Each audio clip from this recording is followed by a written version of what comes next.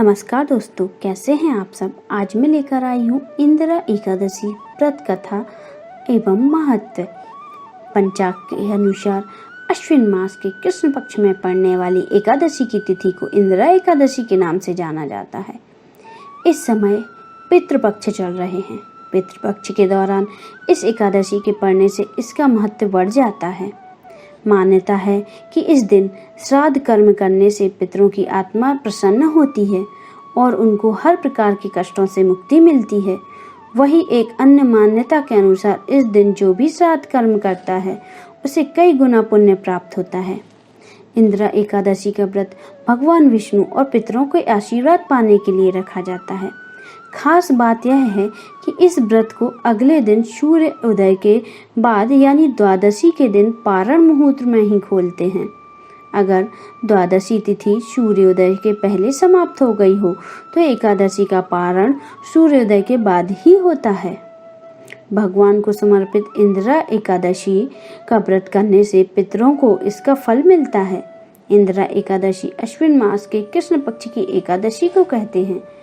इंदिरा एकादशी का व्रत अगले दिन यानी द्वादश तिथि में खोला जाता है। इंदिरा एकादशी की पूजन विधि। सुबह जल्दी उठकर स्नान आदि से सूर्य देवता को अर्घ्य दें। उसके बाद पितरों का श्राद्ध करें। भगवान विष्णु की पूजा अर्चना करें। ब्राह्मण को भोजन खिलाकर दान आदि दें। इंदिरा एकादशी व्रत कथा सुनें या पढ़ें।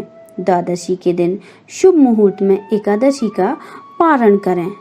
इंदिरा एकादशी का महत्व। शास्त्रों में पितृपक्ष के दौरान आने वाली इस एकादशी को पितरों को मोक्ष दिलाने वाली माना गया है। जो जातक इस व्रत करके अपने पितरों को निमित्त सच्ची श्रद्धा के साथ करता है उनके पितरों को फल स्वरूप मोक्ष की प्राप्ति होती है। अगर कोई पितर भूलवश अपने पाप के कर्मों के कारण यमराज के दंड का भागी रहता है तो उसके परिवारजन के द्वारा यह एकादशी व्रत जरूर करना चाहिए। एकादशी व्रत कथा। महाराज युधिष्ठिर कहने लगे, हे भगवान, अश्विन कृष्ण एकादशी का क्या नाम है, इसकी विधि तथा फल क्या है, सो कृपया करके कहिए। भगवान श्री कृष्ण कहने लगे, इस एकादशी का नाम इंदिरा एकादशी है। यह एकादशी पापों को नष्ट करने वाली तथा पितरों को अधोगति से मुक्ति देने वाली होती है। हे राजन, ध्यानपूर्वक इसकी कथा सुनो। इसके के सुनने मात्र से ही वाजपेयी यज्ञ का फल मिलता है। प्राचीन में सतयुग समय में महस्मती नाम की एक नगरी में इंद्रसेन नामक एक प्रतापी राजा धर्मपूर्वक अपनी प्रजा का पालन करते हुए शासन करते थे। वह राजा पुत्र पौत्र और धन आदि से संपन्न और विष्णु के परम भक्त थे। एक दिन जब राजा सुखपूर्वक अपनी सभा में बैठे थे तो आकाश मार्ग से महर्षि नारद उतरकर उनकी सभा में आए। राजा उन्हें देखते ही हाथ जोड़कर खड़े हो गए और विधि पूर्वक आसन पर अर्घ्य दिया। सुख से बैठिए मुनि। राजा ने पूछा, हे राजन, आपके सातों अंग कुशल पूर्वक तो हैं? तुम्हारी बुद्धि धर्म और तुम्हारा मन विष्णु में तो रहता है। देवर्षि नारद की ऐसे बातें सुनकर राजा ने कहा, हे महर्षि, आपकी कृपा से मेरे राज्य में सब कुशल है तथा मेरे यहाँ यज्ञ कर्म आदि सुकृत हो रहे हैं। आप कृपया करके अपने आगमन का कारण कहिए। तब ऋषि कहने लगे, हे राजन, आप आश्चर्य देने वाले मेरे वचनों को सुनो। मैं एक समय ब्रह्मलोक से यमलोक में गया। वहाँ श्रद्धा पूर्वक यमराज से पूजित होकर मैंने धर्मशील और सत्यवान धर्मराज की प्रशंसा की। उसी समय यमराज की सभा में महान ज्ञानी और धर्मात्मा तुम्हारे पिता को एकादशी व्रत भंग होने के कारण देखा। उन्होंने संदेश दिया, सो मैं तुम्हें कहता हूँ। उन्होंने कहा कि पूर्व जन्म में कोई विघ्न हो जाने के कारण मैं यमराज के निकट रह रहा हूँ।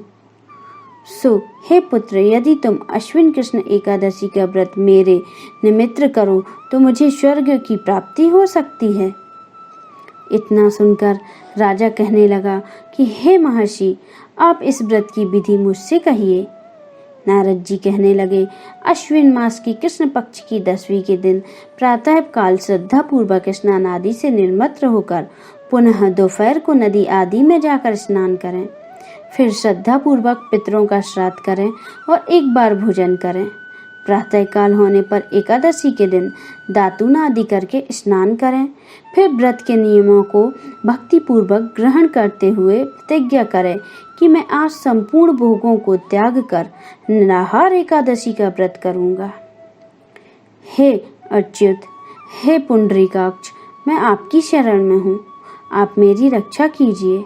इस प्रकार नियम पूर्वक शालिग्राम जी की मूर्ति के आगे विधि पूर्वक श्रद्धा से करके योग्य ब्राह्मणों को फलाहार कर भोजन कराएं और दक्षिणा दें। पितरों के श्राद्ध से जो बच जाए उसको सूंघ कर गौ को दे दें तथा धूप दीप गंध पुष्प नैवेद्य आदि सब सामग्री से ऋषिकेश भगवान का पूजन करें। रात में भगवान के निकट जागरण करें। इसके पश्चात द्वादशी के दिन प्रातः काल होने पर भगवान का पूजन करके ब्राह्मणों को भोजन कराएं।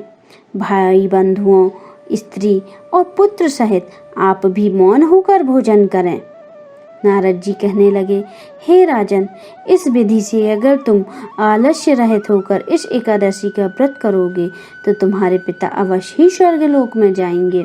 इतना कहकर नारद जी अंतर्ध्यान हो गए।